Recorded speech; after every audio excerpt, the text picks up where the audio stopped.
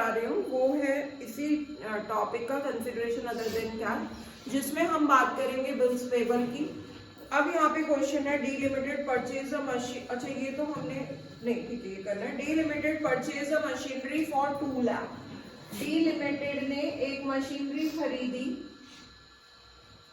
Machinery जो खरीदी वो खरीदी 2 लाख की, और खरीदी गई है ये ई limited. 25% was paid by accepting draft back payable after 3 months। यानी कि इन्होंने कहा 2 लाख का 25% 3 मंथ्स के बाद पेबल होगा, यानी कि 3 मंथ्स के लिए ये बना रहे हैं बिल्स पेबल।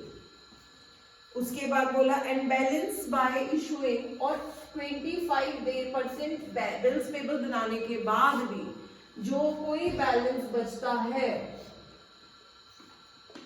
उसके लिए हम इशू कर रहे हैं, इशू 12% डिवेंचर्स ऑफ 1,60,000, 1,60,000 के रुपए के डिवेंचर्स इशू कर रहे हैं। अब इस क्वेश्चन में क्या करना है, सबसे पहले आपने एंट्री बनानी है machine account debit to E limited. E limited से मशीन खरीदी कितने रुपए की, 2 लाख रुपए की। उसके बाद ई लिमिटेड को पेमेंट देने की बात आई, तो हमने ये डिसाइड करा कि ई लिमिटेड को हम जो पेमेंट देंगे वो पेमेंट कैसे देंगे, बिल्स पेबल के थ्रू दे देंगे 3 महीने बाद।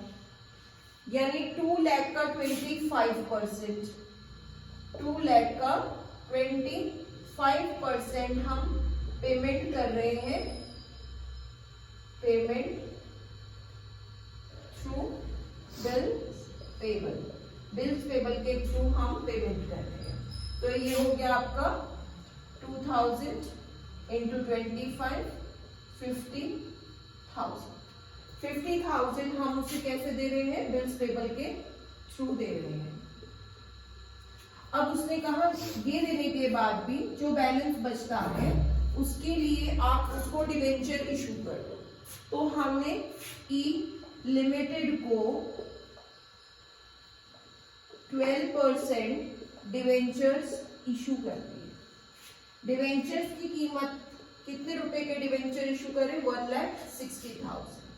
लेकिन यहाँ पे ई लिमिटेड को देने थे हमने 1,50,000।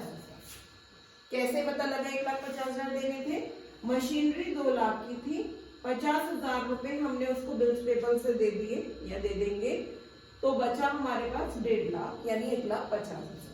पिछली बार मैंने आपको पिछले क्वेश्चन में मैंने आपको बताया था कि अगर ऊपर कमी आएगी इस सिचुएशन में तो डिस्काउंट होएगा, और नीचे कमी आएगी तो क्या होगा, सिक्योरिटी प्रीमियम रिजर्व होगा। तो यहाँ पे हमारा ऊपर कमी आई है तो हम यहाँ पे लिखेंगे discount on issue of debentures account debit, और ये आ गया आपका 10,000। अब जहां पे डिस्काउंट आता है बेटा तो उसको हमने आगे एक एंट्री और बनानी होती है। अगर क्वेश्चन में कैपिटल रिजर्व होता तो मैं ऐसे करती कि capital reserve account debit to discount on issue of debentures, और डाल देती 10,000 10,000।